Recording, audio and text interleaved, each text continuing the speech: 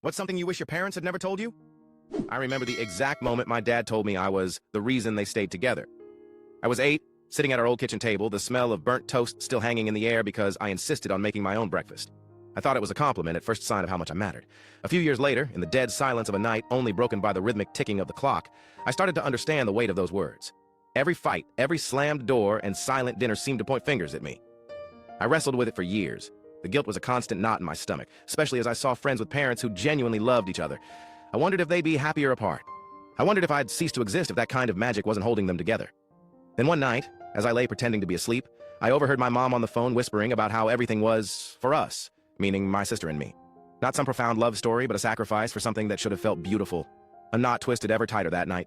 Years later, I left home carrying that revelation with me. The thing is, now that I'm older, I understand the grace hidden in their pain.